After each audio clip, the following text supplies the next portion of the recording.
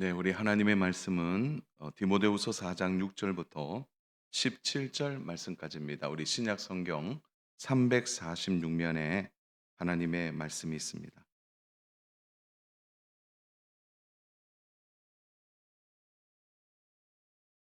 디모데후서 4장 6절부터 17절 말씀인데요. 우리 말씀 교독하고 우리 17절은 함께 합독하도록 하겠습니다. 전제와 같이 내가 벌써 부어지고 나의 떠날 시각이 가까웠도다.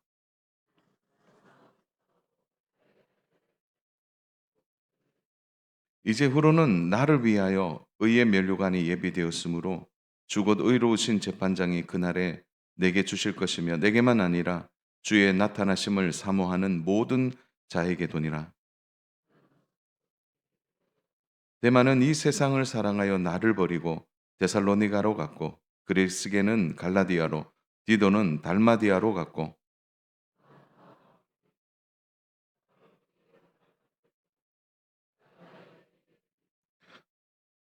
두기고는 에베소로 보내었노라.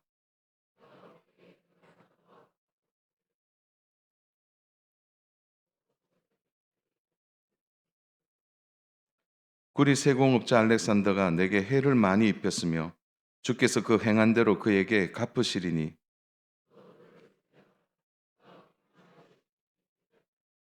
내가 처음 변명할 때에 나와 함께 한 자가 하나도 없고 다 나를 버렸으나 그들에게 허물을 돌리지 않기를 원하노라. 주께서 내 곁에 서서 나에게 힘을 주심은 나로 말미암아 선포된 말씀이 온전히 전파되어 모든 이방인이 듣게 하려 하심이니 내가 사자의 입에서 건짐을 받았느니라. 아멘. 오늘은 말씀 가지고 바울의 매력, 바울의 매력이라는 말씀의 제목으로 하나님 말씀 증거하겠습니다. 바울의 마지막이 어쩌면 이렇게 멋있겠습니까? 디모데후서는 바울이 마지막 쓴 서신이에요. 이제 바울은 로마의 감옥에 투옥된 상태에서 이제 목회 서신이라 그러죠. 디모데후서를 기록하고 그는 목이 베어 참수당하는 순교를 하게 됩니다. 바울의 마음에 특별히 남았던 사람 중에 한 사람이 디모데죠. 디모데를 어, 바울이 에베소 교회의 목사님으로 파송하고 난 뒤에 바울은 여러 번 디모데의 안부를 묻고 또 디모데가 사역을 잘하기를 간구한 거죠. 그래서 디모데 전후서는 디모데에게 준 목회 서신이기도 하고 이렇게 바울의 마음 안에는 디모데가 그 에베소 교회가 당시에 소아시아 일곱 교회 중에 가장 큰 교회였거든요. 그러니까 그 소아시아 일곱 교회 중에 나이는 연소하고 몸은 약했고 또 그는 전통 유대인도 아니고 헬라인 아버지와 유대인 어머니 사이에 태어났던 혼혈이기도 하고 그런 여러 가지를 보면서 이 바울의 안타까운 마음을 이 목회 서신에 많이 담아내고 있습니다. 중요한 것은 바울이 이 마지막 서신을 쓰고 그는 순교하게 되는 겁니다. 그 마지막 서신의 가장 마지막이 되는 부분이 오늘 이 부분이에요. 그래서 바울에게는 유언과도 같은 말씀이기도 하죠. 그런데 오늘 이 말씀을 좀 살펴보면 참 바울이 멋있다 이런 생각이 듭니다. 우리는 그것을 이제 품격이라고 말하는데요. 참 바울이 멋있는 사람 같습니다. 인생의 총량이라는 것이 있습니다. 그러니까 지금까지의 내 이미지는 살아온 삶과 시간이 합쳐져서 지금의 이미지로 나온 그것을 총량이라 그럽니다. 인생의 총량. 그래서 그 사람이 어떤 삶의 궤적을 따라 무엇을 쌓아놓고 지금까지 왔느냐. 그래서 그가 보이는 모습 안에 이제 그 인생의 단면을 볼 수 있는 것입니다. 자, 오늘 바울의 이 글 안에는 바울의 인생의 총량을 좀 볼 수 있고 바울이 어떤 마음을 가지고 지금까지 살아왔는지를 잘 볼 수 있는 사람입니다. 제가 서두에 말하고 싶은 것은 바울은 참 멋있는 사람이다. 이렇게 말할 수 있는 것은 그의 마음 안에 드러나고 있는 하나하나가 참 우리가 어떤 마음을 가지고 주의 교회를 섬기고 성도들을 섬겨야 할 것인지, 그러니까 일꾼으로서 어떤 마음을 가져야 되는지를 잘 볼 수 있는 것입니다. 우리가 가끔 사람들을 만나고 이제 얘기하다 보면 그런 마음이 들 때가 있어요. '아 저 사람 참 꽉 찬 사람이다.' 예, 그런 사람이 있고 '아우 저 사람은 너무 가벼워.' 그런 우리 나름의 평가를 하게 되죠. 그렇게 본다면 바울은 내적으로도 외적으로도 그는 참 꽉 찬 사람이다. 그렇게 볼 수 있습니다. 내적으로는 성령 충만하고 외적으로는 참 단단한 사람이다라고 말할 수 있습니다. 그래서 우리가 오늘 바울의 모습에서 우리가 예수님을 믿고 믿음으로 살아간다면 우리도 바울의 안에서 무엇이 바울에게 이렇게 단단한 믿음으로 그리고 내적인 준비가 잘 된 일꾼으로 세워졌는지를 좀 보면서 우리도 일꾼으로서 예수 그리스도를 닮아가는 일들에 있어서 또 공동체를 섬김에 있어서 한 세 가지 오늘 말씀에 좀 주제를 가지고 좀 나누려고 합니다. 그 첫 번째 바울의 매력은 뭐냐면 당당하게 사역하는 마음을 볼 수가 있습니다. 바울이 다메섹에서 예수님을 만난 후부터 그가 로마 감옥의 순교에까지를 기간을 30년에서 약 35년을 봅니다. 그러니까 다메섹에서 예수님 만나고 바울이 이제 본격적으로 사역한 것을 약 30년 정도 봐요. 3년 동안 그가 이제 훈련받고 준비되어서 하나님께 쓰임 받는 것까지 합친다면 한 34-5년 이렇게 볼 수 있는 거죠. 바울은 예수님을 만난 이후로부터 그의 마음이 하나님을 떠나지 않았습니다. 사랑하는 여러분, 우리가 예수님을 믿고 믿음 생활하면서 진짜 우리의 마음에 사모하는 것 중에 하나가 우리의 마음이 하나님을 떠나지 않는 것입니다. 우리의 마음이 단단해져서 하나님을 떠나지 않는 믿음, 그 마음이 우리 안에 있었으면 좋겠습니다. 이게 바울의 마음이 그랬다는 거죠. 1차 전도 여행부터 3차 전도 여행까지. 그리고 우리가 잘 알듯이 유대인의 폭동에 체포되어서 2년 동안 구금되고 또 로마 감옥에 투옥되기도 하고 이제 가택연금을 당하죠. 2년 동안 잠시 석방되어 복음 전하다가 네로 황제 때 다시 로마 감옥에 투옥되고 디모데후서를 기록한 후에 그가 참수되는 시간까지를 30년 정도 보는 것입니다. 참 궁금한 거는요. 바울이 이 30년 동안 어떤 일을 했느냐라는 거죠. 그 바울을 보면 바울이 지나간 곳곳마다 교회가 세워졌어요. BCC 안디옥부터 해서 이고니온 교회, 루스드라 교회, 더베 교회, 빌립보 교회, 데살로니가 교회, 베레아 교회, 고린도 교회, 에베소 교회, 골로새 교회, 히에라폴리 교회, 라우디게아 교회.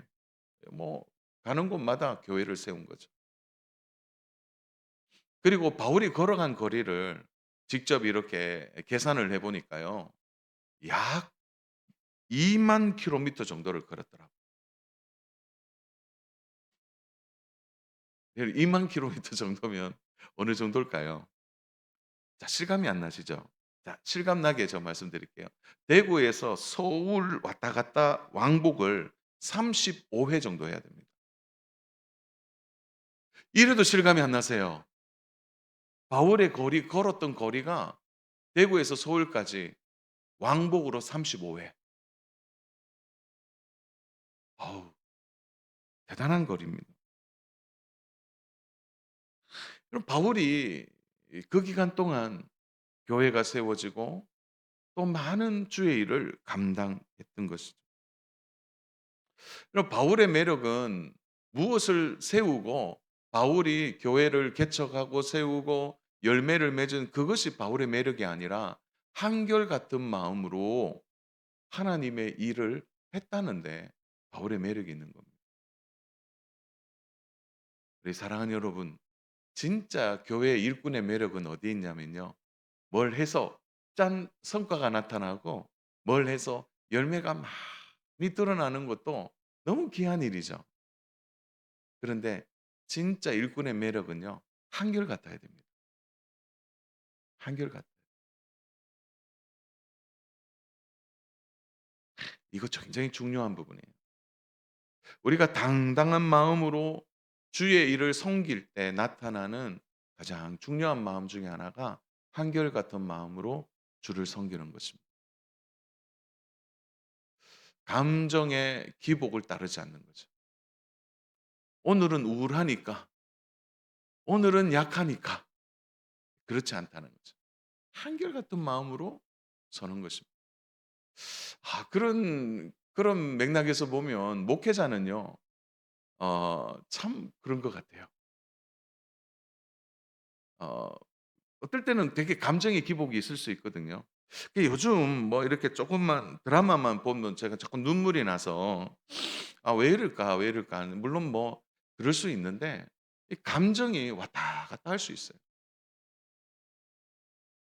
근데 제가 어느 날 너무 감정이 안 좋다고 주일날 강단에 안 선다고 생각해 보세요. 쉽지 않는 일이잖아요. 바울의 매력은 뭘 했기 때문에가 아닙니다. 교회를 많이 세웠기 때문에도 아니에요. 그가 하나님을 위하여 한결같은 마음으로 섬긴 일입니다. 그래서 당당한 거죠. 사랑하는 여러분, 저는 우리 교회에 이런 일꾼들이 많았으면 좋겠어요. 늘 그 자리에 때로는 왜 사람이 감정의 기복이 없겠어요. 때로는 일하다 보면 속상하고 제가 그 부분도 중간에 좀 다룰 건데요. 막 힘들고 어려운 부분이 있잖아요. 그런데 어떻게 해요? 툴툴 털고 '어 내 할 일은 해야지. 주님을 위해서 이 일은 해야지.' 하는 마음. 만약 우리 주차 봉사하시는 집사님들이 "목사님 오늘 35 도입니다."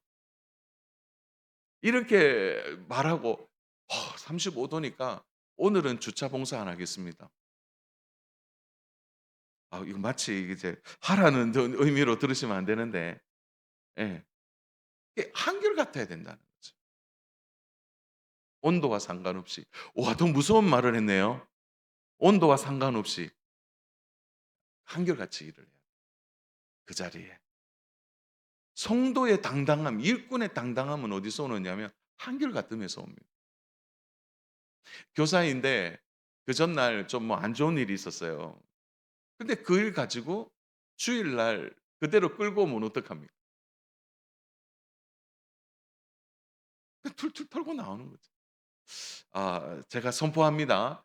우리 부부로 섬기는 분들이 많이 계시는데 그 전날 부부 싸움해도 교회에 나와서 한결같이 섬기십시오. 예 아멘 아무도 안 하시네. 예 우리 부부로 섬기시는 분들은 그 전날 부부 싸움 하셔도 나오셔서 주의를 하시기를 바랍니다. 그리고 다시 집에 가서 싸우세요. 예. 주일은 그게 이제 한결같아야 된다는 거죠. 바울의 2만 킬로미터 정도를 그가 교회를 세우면서 여러분 제가 성경을 아무리 봐도 바울이 자랑하는 게 없어요. 바울의 매력은 어디에 있는 겁니까? 한결같음에 있는 거죠. 그러니까 당당하게 사역을 할 수 있는 겁니다. 그는 한결같은 마음으로 주의 일을 한 것입니다. 우리가 가끔 TV에 뉴스나 이야기를 들을 때 여러분 진짜 신화적인 인물들이 있다가 마지막에 넘어지는 사람 많이 보잖아요. 그게 마지막에 한결같지 않아서 그래요. 돈을 많이 벌고 명성이나 인기를 누리지만 넘어지는 거죠. 자, 오늘 바울의 말을 들어보십시오. 6절 말씀. 우리 6절 말씀 같이 한번 읽어볼까요? 시작. 전제와 같이 내가 벌써 나의 떠날 시각이 가까웠도다. 전제와 같이 내가 부어졌다. 벌써 부어졌다. 근데 이 말이 진짜 멋진 말이에요. 전제가 번제인데 이런 겁니다. 그러니까 이제 양을 잡아서 하나님 앞에 제사해서 인제 양을 이제 화제 그러죠. 화제해서 올리잖아요. 쫙 올릴 때 여러분 제사의 클라이막스가 뭐냐면은 그 양을 바쳐서 그 기름에 불이 붙어서 확 올라갈 때 연기가. 그게 제사의 클라이막스예요. 내 죄 대신 어린 양이 죽고 그리고 난 뒤에 어떻게 되는 겁니까? 그 모든 이제 하나님이 흠량하시는 연기가 올라가면서 그게 가장 아름다운 장면이거든요. 근데 바울은 그렇게 보지 않았다는 거예요. 바울이 가장 아름답게 본 것은 그 번제가 드려지고 난 뒤에 이제 남아 있는 찌끄러기들이 좀 남아 있어요. 그러면 이거는 뭐냐면은 이제 남아 있는 마지막 찌끄러기를 포도주를 부어서 아낌없이 부어서 이제 끝을 내는 거예요, 마지막에. 근데 바울이 이것을 좋아했다. 그래서 어떻게 얘기합니까? "전제와 같이 내가 부어졌다."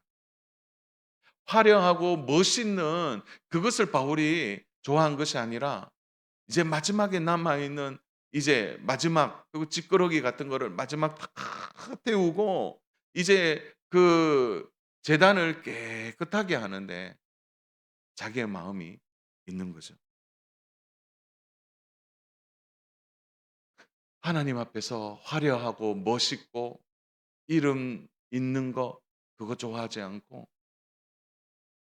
하나님 앞에 변하지 않는 마지막 순간 그것을 바울이 사모한 것입니다. 이렇게 바울이 끝까지 주의 일을 한 그것이 바울에게는 후회가 없는 것입니다. 저는 목회 현장에서 후회하는 분들을 참 많이 만나봅니다. 그 목사님들 중에도 후회하는 분들을 만나봐요. 그런 분들이 이야기할 때 저는 여사로 듣지 않습니다. "왜 그렇게 사셨어요?" 이렇게 말하지 않습니다. 내 얘기처럼 들을 나도 그럴 수 있다. 목사님뿐만 아니라 장로님 또 우리 성도님들한테도 권사님들한테도 그런 이야기를 듣도 보는 거죠. '아 그때 좀 더 열심히 할 걸. 그때 좀 더 내가 좀 당당하게 주님을 좀 섬길 걸. 그때 아유 좀 열심히 한결같은 마음으로 주의 일을 할 걸. 괜히 다른 거 하다가 정말 하나님을 위해 하지 못한 것이 후회된다고 말하는 분들을 제가 많이 만나 봅니다. 사랑하는 여러분, 진짜 중요한 하나님이 보시는 일꾼은 한결같아야 돼요. 여러분들이 하나님의 일을 하고 직분을 맡아 주의 일을 감당할 때 한결같은 마음이 있기를 축복합니다. 그 마음이 중요해요. 바울이 그런 마음으로 당당하게 주의를 했죠. 그럼 바울의 이 당당함은 어디서 오는 겁니까? 우리 7절 8절 보십시오. 나는 선한 싸움을 싸우고 나의 달려갈 길을 마치고 믿음을 지켰으니 8절 같이 읽습니다. 이제후로는 나를 위하여 의의 면류관이 예비되었으므로 주곧 의로우신 재판장이 그날에 내게 주실 것이며 내게만 아니라 주의 나타나심을 사모하는 모든 자에게도니라. 자, 바울이 이렇게 말하는 바울을 교만하다고 말할 수 있을까요? 내가 믿음을 지켰다. 달려갈 길을 다 달려갔다. 그리고 이제후로는 의의 면류관이 예비되었다.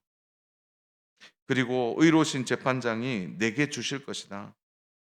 그렇게 말하고 나처럼 살아간 사람들에게도 똑같이 의의 면류관을 주실 것이다라고 말하고 있는 것입니다. 그럼 바울이 자존감이 높아서 이런 말을 할까요? 그건 아니에요. 바울이 지금까지 살아오면서 바울이 늘 당당한 것만이 아니었습니다. 그가요, 매를 맞기도 하고 돌에 맞아 기절해 보기도 하고 배가 가다가 파손당하기도 하고요. 도둑을 만났기도 했고요. 그리고 뭐 여러 번 뭐 말도 안 되는 일들을 경험하면서 바울 안에 어떤 마음이 많이 가져 있을까요? '아 좀 멈추고 싶다. 힘드니까.' 이런 일을 경험하면 힘들 텐데. 그럼 그때마다 바울이 영적 싸움이 얼마나 많았겠습니까? 그래서 7 절에 보면 바울이 선한 싸움이라고 말하고 있는 거죠. 여러분 우리가 주의 일을 하면 이 주의 일을 하는 가운데 이런 싸움들이 얼마나 많이 있는지 모릅니다. 선한 싸움들이 많이 있어요. 여러분 일해 보세요. 사람들이 괜히 놔두는 거 아닙니다. 일하다 보면 이런 이야기 듣고 저런 얘기 듣기도 하고요. 그럴 때 마음이 막 흔들리기도 하고 속상하기도 하죠. 바울도 똑같았어요. 그러나 바울은 이런 영적 싸움에서 그는 끝까지 달려간 것입니다. 바울은 거리 전도자고 그는 탁월한 전도자니까 그런 거 아닙니까? 그렇게 말해서는 안 됩니다. 여러분 하나님이 우리에게 주신 사명도 바울과 같은 사명이죠. 바울이 유독 탁월하고 유능했기 때문에가 아니라 바울의 마음에 한결같은 마음으로 주를 섬긴 그 마음이 귀한 마음이라는 거죠. 그럼 바울이 당당하게 끝까지 사명을 잘 감당했습니다. 저는 오늘 말씀을 듣고 또 저와 함께 예배하는 성도님 모두가 끝까지 당당하게 주의 일을 감당하고 한결같은 마음으로 주님을 섬기는 귀한 성도들이 되었으면 좋겠습니다. 그래서요. 붙들고 갈 것과 버릴 것을 잘 구분하고 또 집착하지 말고 본질적인 것을 깨닫고 그 일에 더욱 집중해야 하는 거죠. 좀 전에 제가 말씀드렸다시피 감정과 상관없이 물론 감정도 중요하죠. 그러나 주의 일 앞에서는 사명을 생각해야 되는 거예요. 그것이 성숙함이고 그것이 당당함으로 나타나야 되는 것입니다. 바라기는 우리가 한결같은 마음으로 주의 일을 당당하게 잘 감당하는 우리 믿음의 성도님 되시기를 주님의 이름으로 축복합니다. 특히 우리 교사분들 너무 귀한데 여러분 당당하게 한결같이 끝까지 주의 일을 감당하시기를 바랍니다. 진짜 귀한 일이에요. 우리 성가대원들 이제 여름 되면은 더 막 덥기도 하고 그렇게 되겠지만 끝까지 감당하십시오. 여러분 맡은 직분 있죠? 그거 귀히 여기시고 사랑하고 끝까지 하십시오. 그러면 진짜 매력은 거기에서 나오는 겁니다. 그런 은혜가 있기를 주님의 이름으로 축복합니다. 두 번째 바울의 매력은 뭐냐? 사람을 대하는 태도에서 바울의 매력을 느낄 수가 있습니다. 자, 오늘 유언과 같은 말씀 안에 바울이 여러 사람들을 언급하고 있습니다. 자, 9절부터 16절까지 온통 사람에 대하여 말하고 있는 것입니다. 여러분 바울의 사역에 있어서 가장 큰 자원이 뭐냐면 가장 큰 자원이 사람입니다. 여러분 바울이 아무리 탁월하고 유능하고 똑똑하고 지혜로워도요. 여러분 동력자가 없으면 바울이 바울 되었을까요? 그의 사역의 열매는 동력자들을 통해 나타난 것입니다. 그런데 여러분 이런 귀한 동력자들이 귀한 자원자들이 바울에게는 동력자도 되기도 했지만 바울과 원수가 되기도 했습니다. 또 바울이 이런 사람들 때문에요. 상처도 받고 많은 고통도 있었습니다. 바울에게 있어서 가장 귀한 동력자는 바나바죠. 여러분 그 바나바와 바울이 심하게 다투기도 합니다. 바울이 직접 언급하는 사람들이 14절부터 15절에 나옵니다. 14절 15절에. 우리 14절 같이 읽습니다. 시작. 구리 세공업자 알렉산더가 내게 해를 많이 입혔으며 주께서 그 행한 대로 그에게 갚으시리니 너도 그를 주의하라. 그가 우리 말을 심히 대적하였느니라. 자, 바울이 사람 이름만 얘기해도 되는데 직업을 얘기하고 있어요. 이거는 바울이 좀 많이 속상했던 것 같습니다. 구리 세공업자. 그냥 구리 세공업자 알렉산더. 그러면 다 알겠죠, 누군지. 당시에 구리 세공업자의 업이 뭐였냐면 우상을 만드는 은장색들과 같이 우상을 만드는 자들이었어요. 그러니까 오늘로 말하면 뭐 기술자의 개념이 아니라 우상을 만들어내는 사람들이라는 거죠. 바울의 입장에 있어서는 어떤 사람들입니까? 그러니까 이들의 입장에서는 바울이 누구이죠? 자기의 생계에 큰 위협이 되는 사람. 왜요? 우상에다가 금을 입히고 은을 입혀서 판매해야 되는데 바울이 가는 마을마다 바울이 복음을 전하는 마다 "우상은 다 쓸모없는 것이다."라고 말하니까 이들에게는 밥줄이 끊기는 거죠. 그래서 바울의 사역을 어떻게 하냐면 집요하게 악의적으로 방해하고 또한 그를 궁지에 몰아넣고 힘들게 한 사람입니다. 그럼 얼마나 바울이 힘들었으면 15 절에 뭐라고 얘기하냐면 15 절을 보십시오. "너도 그를 주의하라." 이렇게 말해요. 너도 이 말은 디모데를 얘기하는 거죠. "디모데야 그 주의해야 돼 그 사람." 이렇게 얘기하고 있는 겁니다. 그런데 바울이 그렇게는 말하지만 가해자의 의도에 따라 대응하지 않죠.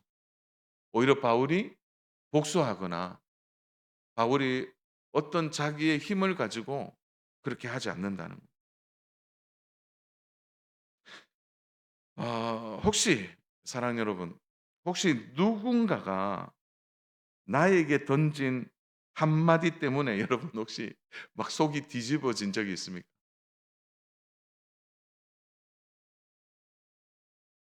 예, 제가 다시 한번 말씀드릴게요. 자, 우리가 주의 일을 하거나 어떤 일을 하는데 어 인제 동료들이나 다른 사람들이 무슨 말을 하나 툭 던졌어요. 툭 던졌는데 그 말 듣고 막 속이 막 뒤집어지거나 또 갑자기 화를 멈출 수 없다면 아직 우리의 내면이 다 채워지지 않는 것입니다. 저도 포함되겠죠. 바울이 한두 가지겠습니까? 이런 말 저런 말 들었을 때 저는 이제 쪼금 인제 얘기할 수 있는 것 같아요, 성도들에게. 제가 이제 농건교회 사역을 하면서 섬기면서 제 안에 이제 가장 큰 상처의 말이 하나 있었어요. 그 말이 몇 해 동안은 잊혀지지가 않아요. 너무 상처가 컸어요. 근데 지금 말할 수 있을 정도 됐으니까 상처가 이제 어떻게 된 겁니까? 그래도 말 안 하고 싶은 마음이 큰데 그때는 진짜 상처가 컸어요. 그게 무슨 말이냐면 면전에서 어떻게 얘기하냐면 "목사님, 목사님은 물러 터져서" 와, 그 얘기를 듣는데 물러 터졌대요. 근데 그 말 자체가 어떤 의미로 저에게 다가와서 상처가 된 게 아니고요. 그분이 저를 너무 모른다는 것에 상처가 됐습니다. 왜 물러 터졌겠어요? 기다리고 또 참고 또 기다리는 시간들이 길어진 거죠, 저한테는. 그러면 그 사이에 제가 기도하지 않았겠습니까? 제가 그 사이에 마음을 쓰지 않았겠습니까? 근데 그런 이야기를 너무 쉽게 사람들이 있는 데서 목사님 물러 터져서 내가 보니까 너무 물러 터져서 그렇게 막 얘기를 하는 거죠. 그런데 제가 오늘 여기 보니까 그분이 안 계세요. 여러분 혹시 마음에 '내가 그렇게 얘기했나?' 그런 분들 없어서 없어요. 그분은 지금 우리 교회 안 다니세요. 안 다니니까 제가 얘기할 수 있습니다. 아마 다녔다면 제가 이 얘기 못 했을 것 같아요. 그런 말 한마디 때문에 저는 몇 해 동안 굉장한 수령에 있었거든요. 그 이유가 뭐냐? 그 자신을 돌아보게 된 거죠. '아직 내 내면이 비어 있구나. 아직 내가 좀 단단하게 세워지지 않았구나.'라는 거죠. 우리가 쉽게 화를 내고 분노한다면 아직 내 그릇이 잦다는 의미가 될 수 있는 겁니다. 바울의 사역에 순간순간 얼마나 그런 일이 많았겠어요, 바울의 입장에서. 그런데 바울이 어떻게 합니까? 참 바울이 여기에 매력이 있는 겁니다. 14절 구리 세공업자 알라센더가 내게 해를 많이 입혔으며 주께서 그 행한 대로 그에게 갚으시리니. 진짜 바울이 사람을 이렇게 대하고 있는 거죠. 어떻게 대하고 있는 겁니까? 자기가 직접 원수를 갚지 않는 거예요. 그 분노를 끌어안지 않습니다. 억울함을 끌어안지 않고 하나님께 가져가는 거죠. 하나님 앞에 자신의 마음의 짐을 내려놓는 겁니다. 하나님의 선하심과 공의에 맡기는 것입니다. 아마도 알렉산더는 바울이 순교할 때까지 끝까지 괴롭혔던 사람인 것 같습니다. 그의 그 핍박은 멈추지 않았습니다. 그렇다고 해서 바울의 기도가 응답이 안 된 것은 응답이 안 된 것입니까? 그럼 바울의 하나님께 맡기는 겁니다. 자, 여러분 이 고비를 넘기셔야 돼요. 우리가 주의 일꾼으로서 주의 일을 하다 보면 이런 말 저런 말 들을 수 있어요. 특히 앞에서 일하는 분들은 이런 말 많이 듣습니다. 그럴 때 여러분 그 말에 마음을 빼앗긴다면 아직 그릇이 작은 거예요.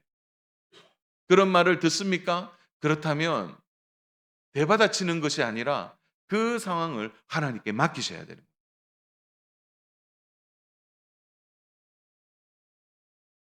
바울의 매력이 여기에 있는 거죠. 바울은 여기에 그치지 않고 자신을 버리고 도망한 사람에게도 평가하거나 허물을 돌리지 않습니다. 여러분 16절 보세요. 내가 처음 변명할 때에 나와 함께 한 자가 하나도 없고 다 나를 버렸으나 그들에게 허물을 돌리지 않기를 원하노라. 여러분 바울이 얼마나 힘들었으면 나와 함께 한 자가 하나도 없다 이렇게 얘기해요. 아니 그 성경 읽어보니까 한 사람 있잖아요. 누가가 옆에 있잖아요. 그런데 바울이 뭐라고 얘기하죠? 하나도 없다. 하나도 없다. 그만큼 바울이 사람 때문에 이렇게 연단받은 사람, 바울만큼 연단받은 사람이 있을까요? 다 나를 버렸대요.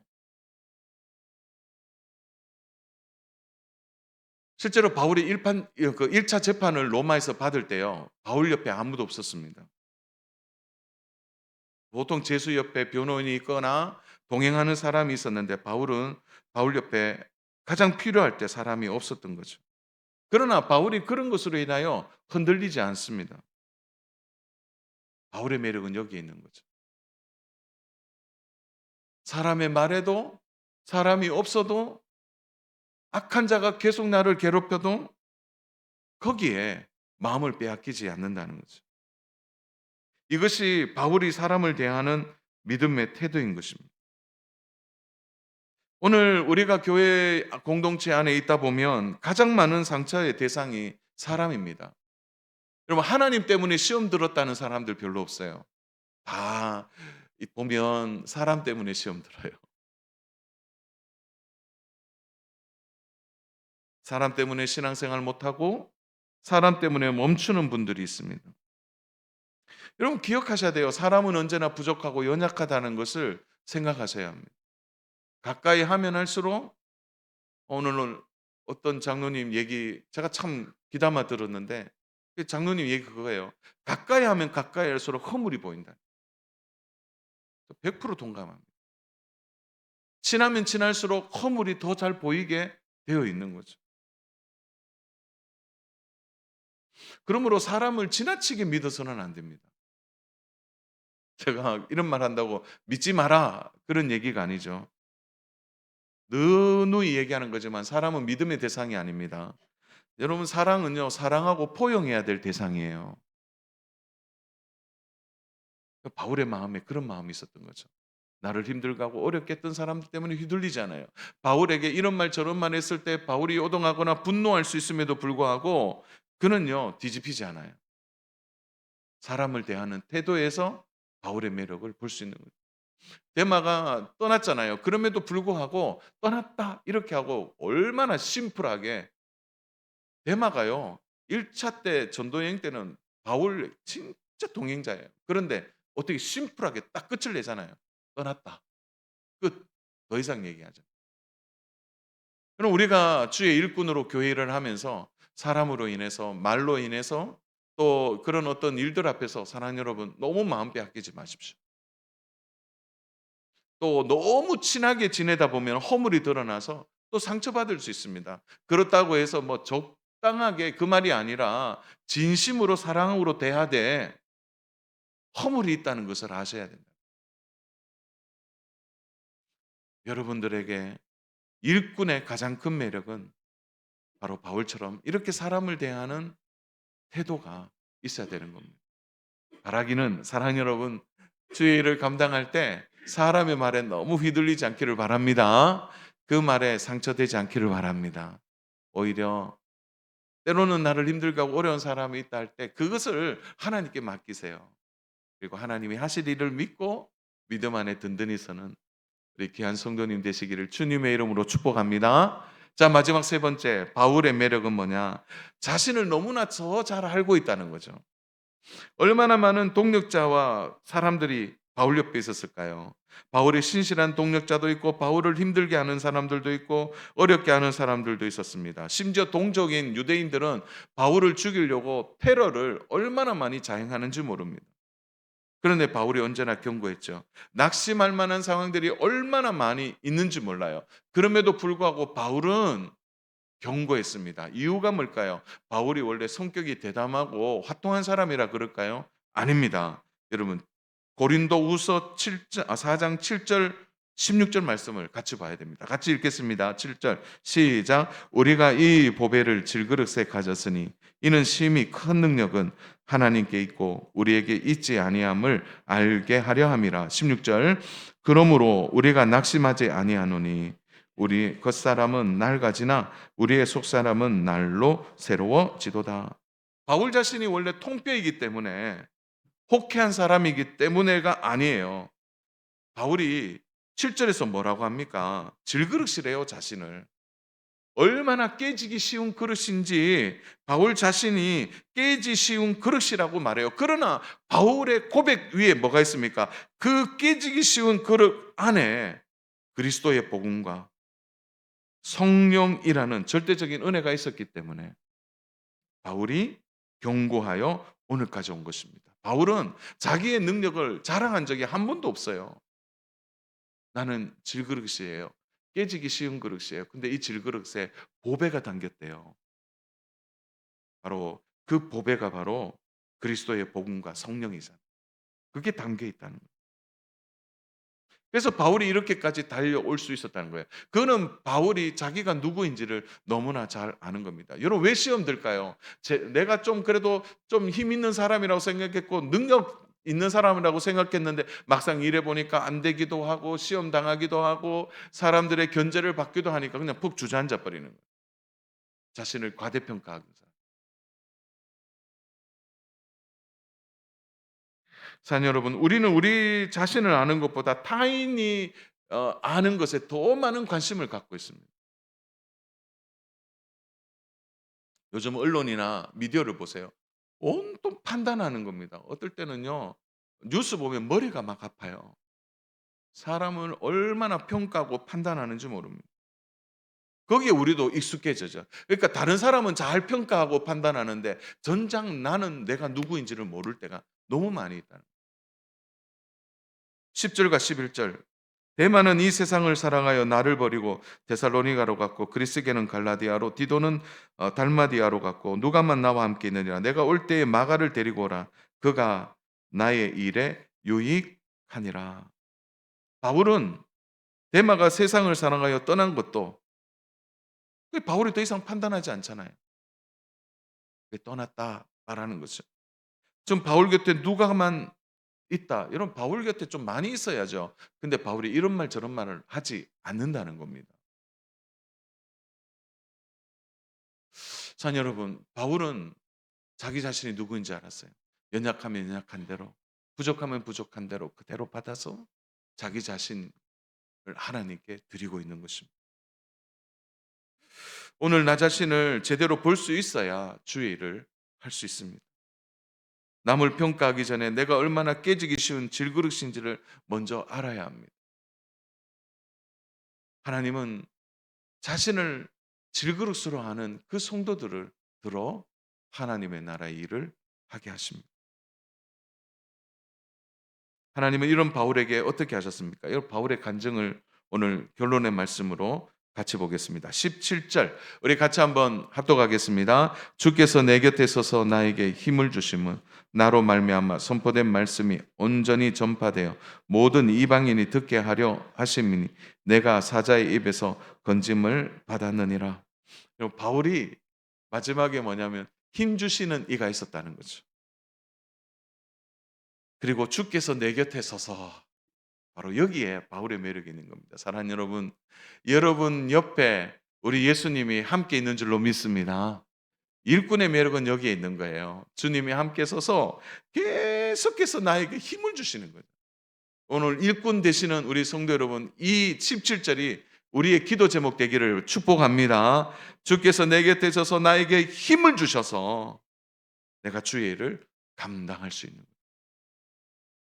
바울의 잘남이 하나도 없어요. 근데 진짜 일꾼의 매력은 하나님이 손잡아 주실 때, 등 두드려 주시고 일하게 해 주실 때 진짜 매력이 있습니다. 우리 목회자들도 마찬가지예요. 자기 힘으로 하면 안 돼요. 목회자들도, 우리 장로님들도, 권사님들도, 우리 귀한 장립집사님들도, 또 우리 성도님들도, 교사분들도 맡은 직분, 주께서 옆에서 함께 서셔서 힘 주실 때 우리가 그 일을 감당하는, 그래서 사람들이 볼 때 참 귀하다, 하나님 주신 매력이 우리의 일터 속에 또 교회 안에 나타나는 은혜가 있기를 주님의 이름으로 축복합니다. 여러분, 바울만 매력이 있는 게 아니라 여러분 한 분 한 분이 매력이 있습니다. 주의 일 앞에 한결같은 마음으로 주님을 섬기십시오. 그리고 사람 때문에 넘어지지 마십시오. 그리고 마지막 세 번째, 연약한 그릇인 줄 알고 하나님이 힘주심을 믿고 주의 일을 감당할 때 우리도 바울이 매력이다 이렇게 말한 것처럼 우리도 하나님 앞에 멋있는 일꾼으로 귀하게 쓰임 받을 줄 믿습니다. 주 안에 사랑하는 여러분, 시간이 진짜 빨리 가는 것 같아요.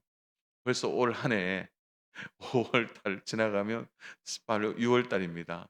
이 좀 전에 점심 먹고 내려가니까 이제 주일학교 아이들이 막 오후에 너무 다니니까 아이들 좀 붙들고 좀 가르치고 좀 그렇게 한다고 우리 아마 교사분들, 우리 부장님들이 좀 모였나 봐요. 그래서 1 시부터 준비 막 하고 있더라고요. 그래서 얼마나 기쁜지 제가 그 방에 들어갔는데 마지막에 그 방에 들어가 보니까 그 세 분이, 그러니까 10년 전에 그 일을 하고 있었거든요.